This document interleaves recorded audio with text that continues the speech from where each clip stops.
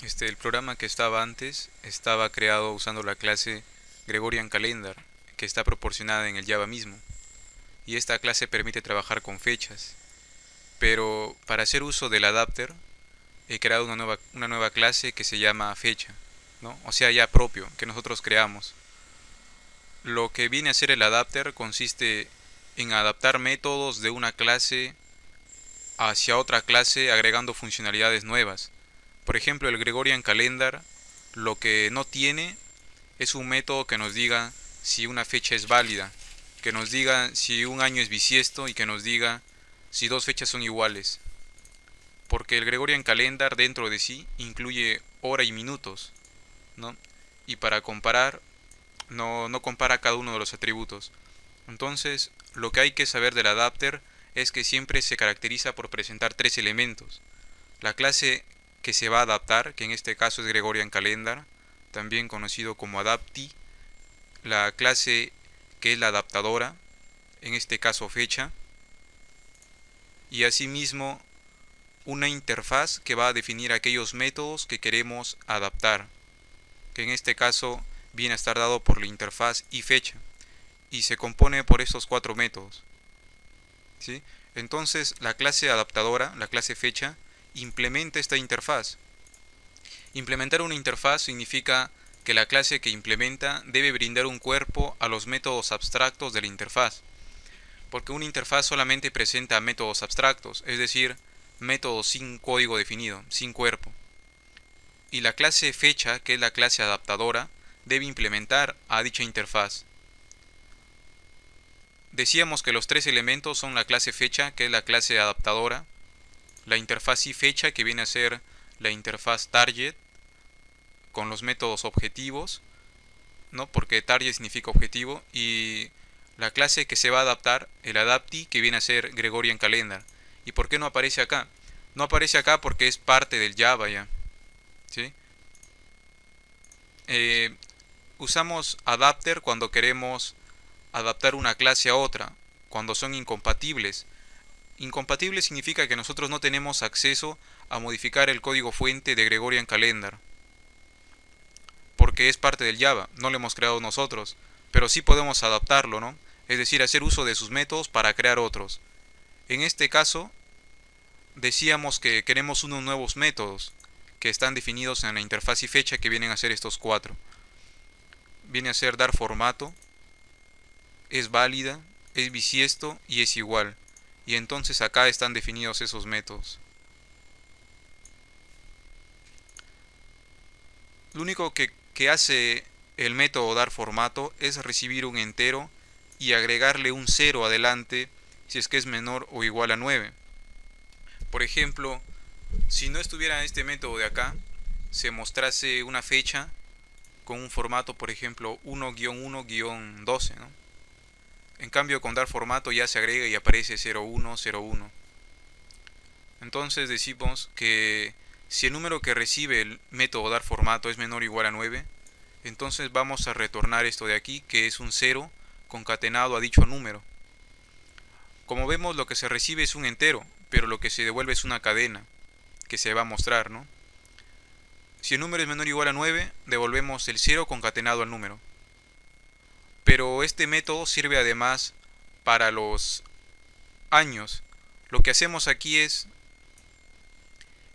dar un formato también a los años cuando los años son mayores o iguales a 1000. Vamos a retornar como cadena el año módulo 100. Esto quiere decir que solamente vamos a considerar los dos últimos dígitos. Así el usuario ingrese, por ejemplo, 2013, el método dar formato solamente va a devolver 13 como cadena, ¿sí? Y al final, si es que lo que se le pasa no es menor o igual a 9, es decir, no es un día menor o igual a 9, y además no es un año, entonces, como no requiere darle un formato especial, devolvemos la cadena tal cual, ¿sí? Ahora el método es válida. El método es válida, antes ya estaba implementado por ustedes, pero estaba en la presentación y se hacía uso de ella como si fuese un método más, como parte de la clase ejecutar. pero ahora ya está dentro de una clase llamada fecha y de alguna manera hacemos uso del adapter. Acá lo único que se hace es establecer una bandera que es un booleano en falso, ¿no? Vemos si es que el día es mayor o igual a 1 y además sea menor o igual al día máximo que está permitido para ese mes. Entonces en ese caso decimos que está bien la fecha, ¿no? ¿Qué viene a ser esto de acá? Esto viene a ser un vector llamado día mes que está definido aquí como un atributo estático. Un atributo estático quiere decir de que existe uno y es compartido por todos los objetos fecha, ¿sí? Es decir, solamente existe uno para toda la clase. No se crea este vector varias veces por cada objeto fecha. Y nosotros lo hemos creado como estático por el hecho de que no tiene sentido que existan varias fechas y nosotros estemos en cada una de ellas reservando datos de la cantidad máxima de días que hay por mes. Esto vendría a ser de enero, febrero y así sucesivamente. Y al primero le colocamos 0 porque no existe el mes 0, ¿no? El 1 viene a ser enero y así hasta el último. Entonces hacemos uso de ese vector para decir si una fecha es válida. Tenemos que asegurarnos que el día que el usuario ha ingresado sea mayor o igual a 1 y asimismo sea menor o igual al día máximo que se le permite. Sin embargo, si esta posición que viene a ser el mes vale 2, estaremos ubicados acá, ¿no? 0, 1, 2, 29. Pero no siempre va a ser así porque eso solamente es si es que el año es bisiesto, ¿no? Si no es bisiesto, el día solamente llega hasta 28. Entonces agregamos una condición más. Si el mes es 2, es decir, estamos en febrero, y el día es 29, y además no se trata de un año bisiesto, entonces decimos que la fecha es incorrecta, ¿no? Y al final vamos a devolver esa bandera. La bandera empieza suponiendo que la fecha es incorrecta, y ve en qué casos asignarle que sea correcta, ¿no? Va a ser correcta cuando el día sea mayor o igual a 1, pero menor o igual a la fecha máxima permitida para ese mes. Sin embargo, nuevamente encontramos otra excepción, que es para el mes de febrero, porque si estamos en febrero y es el día 29 y además no es bisiesto, quiere decir que el usuario ha ingresado día 29 y eso está mal, porque el año no es bisiesto. Entonces decimos de que es incorrecto, la bandera lo ponemos en false y vamos a devolver la bandera. Estos métodos de acá vienen a estar usados en la clase principal que viene a ser presentación. Y acá solamente tenemos un método llamado es bisiesto, que lo que hace es devolver true cuando el año verdaderamente es bisiesto o false cuando no lo es, ¿no? Y finalmente, algo que nos permite comparar si dos fechas son iguales. Lo único que hacemos es comparar el atributo año del objeto que está llamando con el año de la fecha que se recibe por parámetro. Y asimismo comparar el mes y cada uno de los atributos, ¿no? Comparar el año, el mes, el día, la hora y los minutos. Devolver true si es así y false si no es así. O sea, basta que uno sea diferente para que devuelva false. Entonces, resumiendo, el patrón adapter lo único que tiene son tres elementos siempre indispensables. La clase adaptadora, que viene a ser la clase fecha. La clase adaptadora se caracteriza por implementar métodos nuevos que la clase que se va a adaptar no tiene. En este caso es la clase Gregorian Calendar la que se va a adaptar. Y aquí dentro de nuestro paquete adapter solamente encontramos dos elementos. Fecha, que es la clase adaptadora, y fecha, que es el target, y no aparece Gregorian Calendar. No aparece porque es una clase propia del Java y no la hemos creado nosotros, ¿no? Lo que hay que saber es que dentro de la interfaz y fecha tienen que estar definidos aquellos métodos que queremos que la clase adaptadora tenga y que la clase a adaptar no tenga. Gregorian Calendar no tiene estos métodos. Lo que hace la interfaz es simplemente definir qué es lo que devuelven y qué es lo que reciben, pero no cómo lo hace, ¿no? La clase fecha, que es la adaptadora y que implementa esta interfaz, tiene que definir un cuerpo para estos métodos. Es por ello que aparecen aquí estos cuatro métodos. Y además aparece la notación override, que significa sobreescritura, ¿sí? Porque ya está dando un cuerpo ya a esos métodos de acá. Eso viene a ser el adapter. Ahora vamos a ver el composite y el singleton, que se han implementado bajo un mismo ejemplo. ¿En qué se caracteriza el composite? El composite se caracteriza por tres cosas también.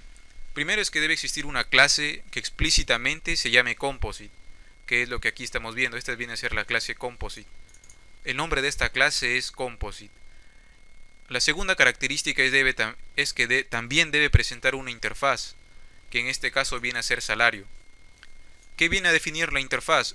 Métodos abstractos. Y para el caso del patrón composite, se tiene que tratar de un método que defina una operación general. En este caso viene a ser get salario neto. Normalmente cada empleado implementa la interfaz salario, pero solamente va a devolver el salario propio de cada empleado. Lo que quiere hacer composite es crear una composición que contenga a todos los empleados, de modo que cuando esa composición general se le diga get salario neto, recorra cada uno de sus hijos, es decir, cada uno de los hijos que lo componen, que en este caso vendrían a ser cada uno de los empleados. Tales empleados van a devolver su salario y el compuesto general va a devolver el salario de todo el hospital, de todos los trabajadores del hospital. Entonces, como decía, las dos primeras características es que existe una clase que explícitamente se llama composite. La segunda característica es que dicha clase debe implementar a una interfaz y dicha interfaz tiene que definir un método con una operación general. Esas son las dos primeras características. Y la última ya viene a ser crear una clase que haga uso de ellas, que en este caso viene a ser lista empleado. Lista empleado viene a ser una clase que va a permitir tener a todos los empleados, empleado planilla, empleado eventual. Y esta clase es una clase composite, es decir, su nombre es lista empleado, pero es hija de la clase composite. En el patrón composite siempre se distinguen dos tipos de elementos: las clases composite, que están compuestas, y las clases hoja, que devuelven un valor. Si les preguntan cuáles vienen a ser en este caso, la clase lista empleado viene a ser composite y las clases hoja vienen a ser cada uno de los empleados que trabajan en el hospital. Entonces aquí tenemos la clase lista empleado que extiende de composite. Y nosotros en esta clase podemos agregar atributos adicionales para rellenarlo y que no quede vacío. En este caso se han agregado dos. En primer lugar se ha puesto un nombre para el hospital, ¿no?, que viene a ser privado final, que quiere decir que es constante, y además es una cadena. Esto luego lo pueden cambiar, ¿no?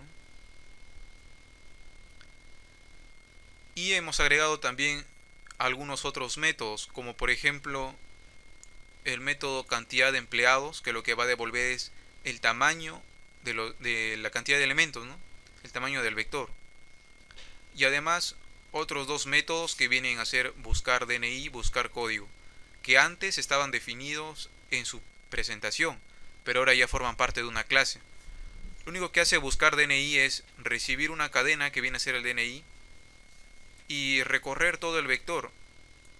Va comparando cada uno de los DNI almacenados con el DNI que recibe y va a devolver la posición del usuario que tiene dicho DNI, y si no lo encuentra va a devolver -1.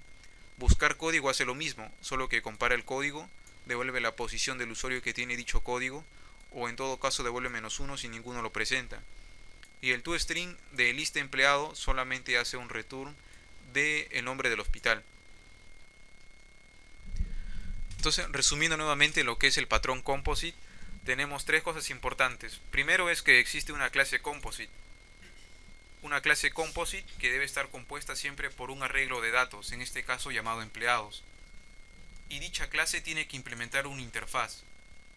En este caso es la interfaz salario. Como segundo punto tenemos la interfaz salario, que tiene que definir un método abstracto, haciendo alusión siempre a una operación general, que en este caso viene a ser get salario neto. Decimos que es una operación general porque la implementa el composite en su conjunto y asimismo lo implementa cada uno de sus hijos, que vienen a ser cada uno de los empleados. Es decir, cuando se haga uso del composite, el composite define a get salario neto pero lo que hace es en realidad una sumatoria de los salarios de cada uno de sus hijos, es decir, de cada uno de los empleados. Cuando se llame getSalarios desde un composite, lo que va a hacer es recorrer los hijos de dicho composite e ir sumando los salarios y devolver la suma total. Acá, por ejemplo, empezamos un entero llamado salario global en cero. Hacemos un recorrido de la lista de empleados y vamos sumando lo que devuelve el método getSalario, que es llamado desde cada uno de los empleados. Empleados por sí solo viene a ser un arreglo de datos. Si empleado le decimos getI, va a obtener el empleado de la posición I, y a dicho empleado le decimos que devuelva su salario. Ello se va acumulando aquí en salario global a través de un más igual. Y al final solamente retornamos ese valor global, llamado salario global. Y el composite también tiene dos métodos que permiten agregarle hijos y quitarle hijos. Esas son las dos primeras características, y la última es que debe haber una clase que haga uso del composite y de la interfaz, en este caso llamado lista empleado. ¿Sí? Y finalmente hay que ver el patrón singleton. Usamos singleton cuando queremos instanciar un objeto que exista solamente uno para todo el programa. Por ejemplo, si queremos hacer uso de un lector, podemos hacer uso de singleton porque solamente necesitamos uno. No necesitamos tener varios lectores para leer datos, solamente uno. Algo con lo que se podría confundir el singleton es que, por ejemplo, en el enunciado nos dice que debemos crear una historia clínica para cada paciente. Sin embargo, no podemos aplicar singleton ahí, porque cada paciente tiene una historia clínica. Eso está bien, es una historia única, pero como cada paciente tiene una historia clínica, quiere decir que en realidad se crean varias historias clínicas. Y lo que necesitamos para aplicar el singleton es una única instancia para todo el programa, no para cada paciente, sino para todo el programa. Y en este caso hemos aplicado singleton a lo que viene a ser la lista empleado justamente, porque no queremos que se tengan varias bases de datos, por así decirlo, sino solamente una sola, y que allí se guarden todos los datos. Entonces el singleton se caracteriza por tres cosas también. Lo primero es que debe tener un atributo de la clase misma. Si la clase lista empleado es singleton, dentro de ella tiene que haber un atributo privado, estático, de la clase misma, es decir, de lista empleado, y que debe tener un nombre cualquiera, ¿no? En este caso llamado única instancia. Esa es la primera característica. La clase lista empleado, que es singleton, tiene que tener un atributo privado, estático, de la misma clase y con un nombre alusivo, ¿no? Única instancia, instancia única, ¿no? Algo así. La segunda característica es que el constructor debe ser privado. No importa el contenido del constructor, lo que importa es que debe ser privado porque normalmente es público. Se hace privado con la intención de que no se puedan crear objetos desde fuera, sino que se crea a través de un método.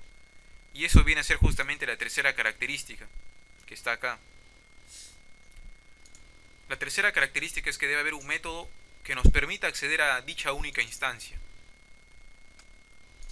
Por lo tanto, debe ser pública. Debe ser público el método, debe ser estático, debe devolver un objeto de la clase misma, ¿no? Porque vamos a devolver la única instancia de lista empleado. Por lo tanto, acá escribimos lista empleado, que es el tipo que se devuelve. Y el nombre del método, que en este caso viene a ser get única instancia. No es necesario que se llame así, pero por convención suele llamarse así. También podría haberse llamado obtener única instancia. Y lo único que hace este método es asegurarse de que se cree una única instancia, ¿no? Normalmente, para la primera vez, única instancia no está inicializado. Por lo tanto, es null. Es decir, no existe nada.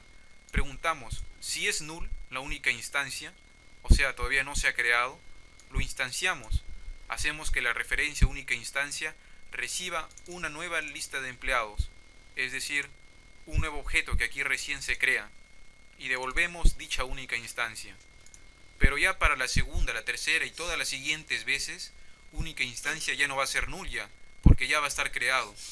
Entonces cuando pregunte si es null, Cuando pregunte si está vacío, la respuesta será no y ya no se instanciará nuevamente. Y solamente devolveremos la instancia única. Este vendría a ser el tercer patrón, que es singleton. Para resumir, singleton se caracteriza por tres cosas. Primero, por tener un atributo de la clase misma. Segundo, porque el constructor sea privado. Y tercero, por tener un método que permita acceder a dicha única instancia.